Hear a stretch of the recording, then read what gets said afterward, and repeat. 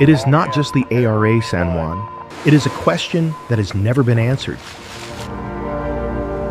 How could a predator of the deep, a TR 1700 class submarine worth millions in German engineering, and advertised as the invincible pride of the Argentine Navy, collapse into a crumpled heap of steel in less than 40 milliseconds? Why did a system designed to defy the crushing pressure of the South Atlantic surrender to a single, defective rubber valve? And more importantly, why did 44 elite sailors become the first victims of the very confidence they trusted? But that is only the surface. Behind the moment the pressure hull folded like a soda can in the black abyss lies another story less told, but equally dangerous, about bureaucratic negligence, invisible chemical reactions, and a chain of small errors merging into history. Why did it all happen in the stormy November of 2017, and what actually killed the San Juan, the ocean, the hydrogen, or the silence of command? Stay tuned, because the truth about the eternal silence of the ARA San Juan is unlike any story you know.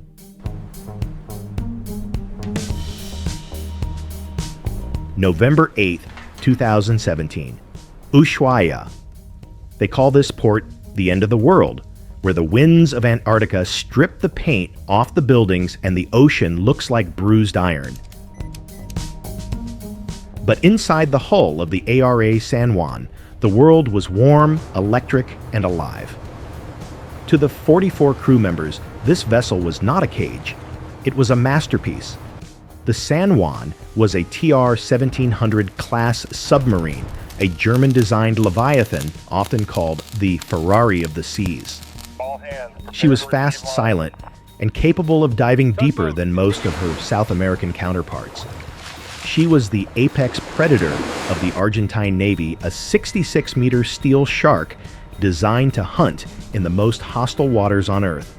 The mood on board was one of professional pride mixed with the easy camaraderie of elite soldiers. As they cast off from the pier, the biting cold of the southern autumn vanished, replaced by the heavy familiar scent of the interior, a mix of hot oil baking bread from the galley and the sharp tang of ozone. In the control room, the lights glowed with the amber warmth of confident technology. This confidence was not unfounded. Just a few years prior, the San Juan had undergone a midlife update, a colossal engineering feat where the hull was literally cut in half to replace the engines and batteries. It was a resurrection of steel, a promise that this ship would serve for another 30 years. The welders had sealed her back together with the precision of surgeons, creating a seamless skin that felt impenetrable. Down in the mess hall, the rhythmic clinking of spoons against ceramic mugs of mate tea kept time with the steady thrum of the diesel engines, drowning out the faint, irregular rattle of a ventilation valve struggling against the sea spray outside. Life at 200 meters deep was a ballet of routine. The sailors played truco with worn cards, shared stories of their families waiting in Mar del Plata, and slept in hot bunks that never grew cold. There was a seduction to the isolation. Down here, politics did not exist.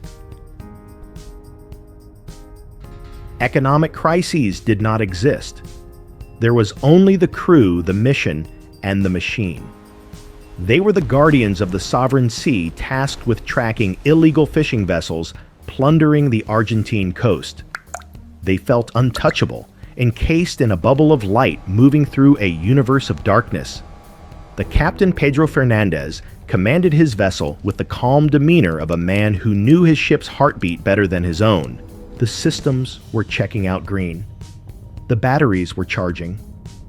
The massive electric motor, a marvel of torque, pushed them effortlessly through the currents. As the days passed, the San Juan moved north, entering the open Atlantic. The ocean surface above began to churn. A heavy storm was brewing, whipping the waves into 8-meter towers of foam. But at periscope depth, the violence of the surface was just a muffled drumbeat. The crew trusted the snorkel, the vital steel lung that broke the surface to suck in air for the diesel generators. It was a standard procedure. Raise the mast, open the valve, breathe. On the night of November 14th, the crew settled into their bunks, lulled to sleep by the ship's vibration, never feeling the sudden microscopic shudder as a wave slapped the snorkel mast, forcing a liter of salt water past a seal that had quietly failed to hold the line. The golden dream remained intact. The lights stayed on. The air remained breathable.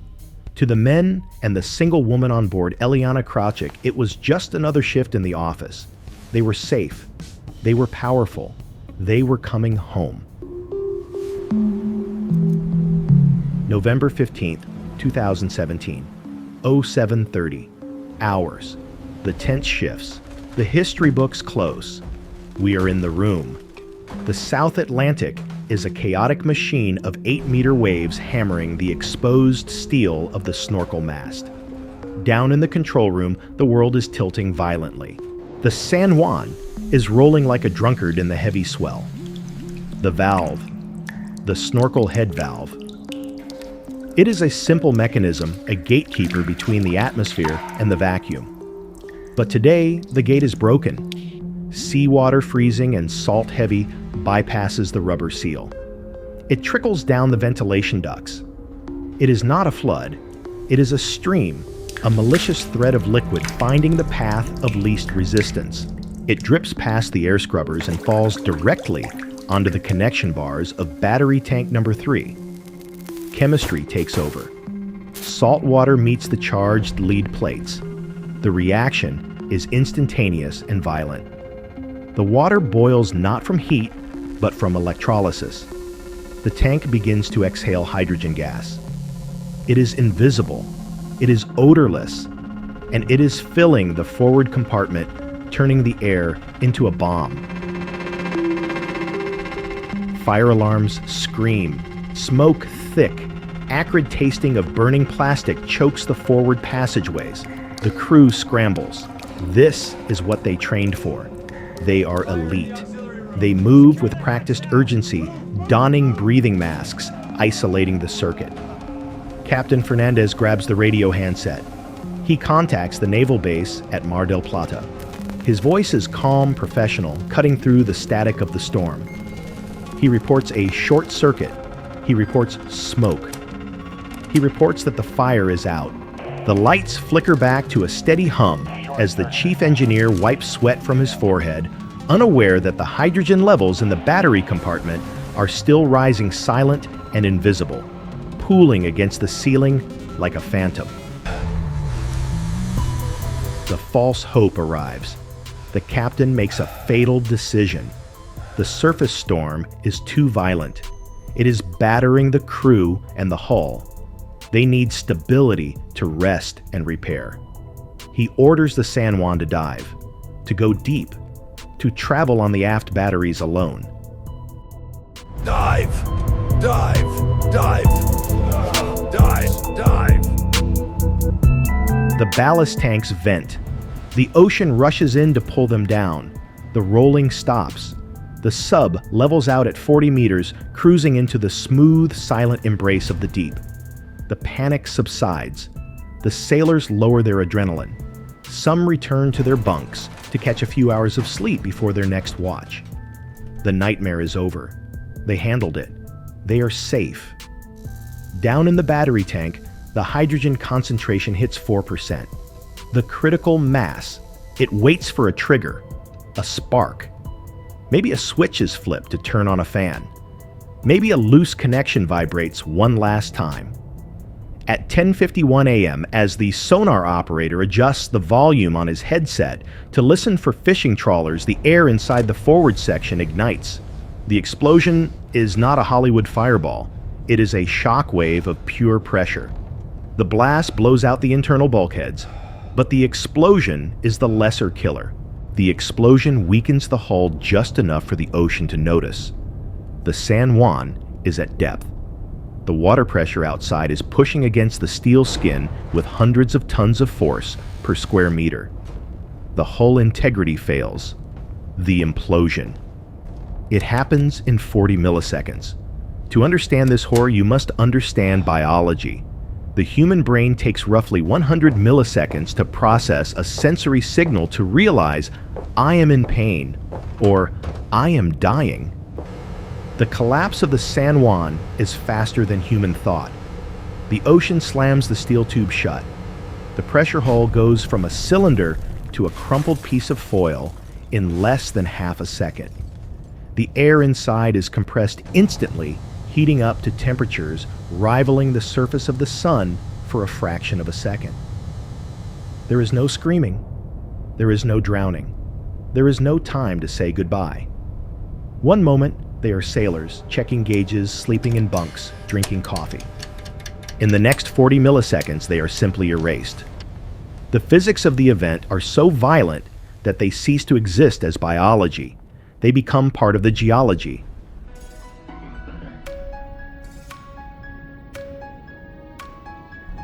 The submarine, now a twisted wreck, loses all buoyancy. It becomes a stone. It begins the long, silent fall, down through the twilight zone, down through the midnight zone. It falls for minutes, tumbling in the absolute darkness until it hits the seabed at 907 meters. Silence returns to the Atlantic. The storm rages above, but down here nothing moves. The clock has stopped. The silence that followed was not merely an absence of sound. It was an absence of reality. On the surface, the clocks continued to tick. At the naval base in Mar del Plata, the families gathered behind chain-link fences, clutching rosary beads and photos of smiling young men in dress blues. They waited for the radio check, the standard communication protocol that was due at 22 GUR hours. The radio operators listened to the static. They adjusted the gain. They swept the frequencies. There was nothing but the atmospheric hiss of the South Atlantic. For 48 hours, the official narrative was one of communication failure. The Navy spoke of antenna problems, of bad weather, of standard delays. But deep in the offices of naval intelligence, the mood had already shifted from concern to dread. Submarines do not miss check-ins. They are creatures of strict rhythm. When the rhythm breaks, the machine is broken. The world answered the silence with noise. The search for the ARA San Juan became the largest naval mobilization in the history of the Southern Hemisphere. 18 countries responded. An armada of ships and aircraft descended on the patrol zone. The United States sent P-8 Poseidon aircraft hunting for magnetic anomalies. The Russians sent the Yantar, a spy ship equipped with deep-water submersibles. The British, the Brazilians, the Chileans, old rivals, became allies in the face of the indifference of the sea. But the ocean is too big.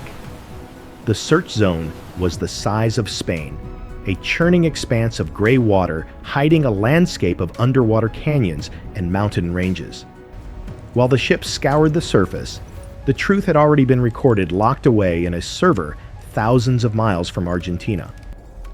The Comprehensive Nuclear Test Ban Treaty Organization, CTBTO, maintains a global network of hydro-acoustic sensors designed to detect secret nuclear explosions.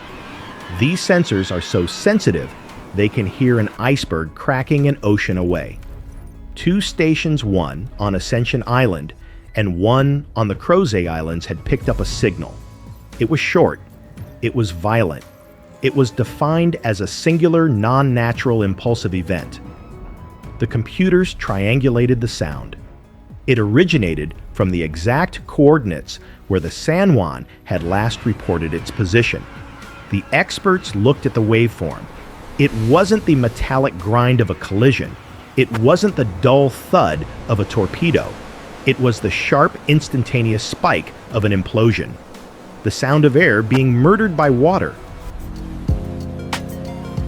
The data was conclusive, but the ocean refused to yield the body. The weeks turned into months. The International Armada slowly retreated, defeated by the sheer scale of the task. The families were left with nothing but a wreath tossed into the waves and a presumptive death certificate. The San Juan had become a ghost story. Somewhere in the dark, a crewman's digital watch strapped to a wrist that no longer existed beeped an alarm for a shift change that would never happen, its tiny sound swallowed by the weight of 1,000 atmospheres. 1 year passed. In November 2018, the Argentine government played its final card.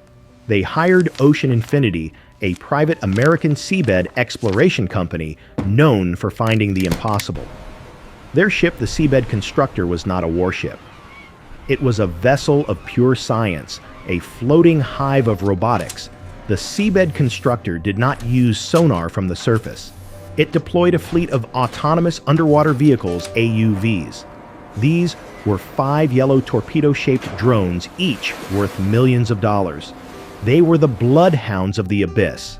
They swam deep, skimming just meters above the canyon floor, scanning the mud with high-resolution side-scan sonar. They worked in shifts, mapping the darkness, strip by strip, pixel by pixel. For 60 days, they found nothing but rocks and geology. They found false positives, underwater formations that looked like ships, but turned out to be ancient stone ridges. The contract was ending. The ship was preparing to leave. The crew was exhausted. On the final day of the operation, November 16, 2018, exactly 1 year and 1 day since the disappearance, the analysts reviewed the data from a Class C target. It was a low-probability hit, just a smudge on the sonar screen. They called it Point 24. The captain of the Seabed Constructor decided to investigate. It was a gamble. They lowered the ROV remotely operated vehicle. This was a tethered robot, a set of eyes connected to the ship by a miles-long fiber optic umbilical cord. Down it went. 100 meters, 500 meters, 800 meters. The temperature dropped to near freezing. The pressure climbed. The cameras showed only the endless marine snow, organic debris drifting down like dust in an abandoned attic. At 907 meters, the bottom loomed into view. The ROV pilots squinted at the monitors. The lights cut through the gloom. Shapes began to emerge from the sediment. Twisted metal, tubes, wiring, and then the undeniable proof. The camera panned over a massive steel object. It was the propeller. The brass blades were still intact, buried partially in the silt. Nearby lay the sail, the conning tower torn from the hull, but still upright, bearing the faded white markings of the Argentine Navy. The San Juan had not just sunk, it had disintegrated. The debris field was scattered over an area the size of 2 football fields. The main pressure hull, the sturdy steel tube that had held the lives of 44 people, was unrecognizable. It had imploded inward, collapsing onto itself like a crushed aluminum can. The engineers on the surface stared in silence. They were looking at the violence of physics, frozen in time. The force of the water had been so great that the steel had folded with terrifying plasticity. The ROV zoomed in. The camera drifted past the wreckage of the torpedo tubes. It floated over the twisted remains of the battery compartment. The tragedy was no longer theoretical. It was right there, illuminated in high-definition LED. Lying in the silt, untouched by the currents, a dress uniform jacket remained perfectly folded. The gold buttons shining under the ROV lights, waiting for an inspection that had been canceled a year ago. The investigation of the wreckage confirmed the theory. The hull had failed near the aft batteries. The implosion had been total. But the discovery also brought a strange cold comfort. The condition of the wreck confirmed that the crew had not suffered. They had not suffocated in the dark for days waiting for rescue. The end had been instantaneous. The ocean had been merciful in its brutality. The Seabed Constructor hovered above the grave, its dynamic positioning thrusters fighting the surface swell, while 900 meters below the San Juan rested. The machines had done their job. They had raised the truth from the dead. But they could not raise the men. The physics that crushed the ship made salvage impossible. The San Juan would remain there, an eternal monument of steel in a world without light. The wreck of the ARA San Juan lies in the dark, cold silence of the Argentine continental slope. It is no longer a vessel of war. It is a permanent feature of the geography, a tomb of iron welded to the seabed by pressure and time. The tragedy serves as a brutal reminder of the fragile truce between humanity and the elements. We build floating fortresses. We wrap ourselves in high tensile steel and convince ourselves that we have conquered the environment. We trust the gauges. We trust the welds. We trust the official lie that technology makes us invincible. But the ocean is patient. It does not hate us, but it does not forgive us. It waits for the smallest opening, a rusted hinge, a tired sensor, or a rubber valve no larger than a dinner plate. The San Juan was not destroyed by a foreign enemy or a complex weapon system. It was taken by the sea itself, allowed inside by a $10 seal that failed to hold the line against the infinite weight of the Atlantic. Nature always wins. It does not need weapons. It only needs gravity and time. 44 souls remain on eternal patrol, guarding a border that no longer matters to them. They are preserved in the cold, held in the crushing embrace of the deep, a silent warning to the surface world. When you enter the void, you are not the predator. You are the prey. And the water is always waiting to reclaim what is hers.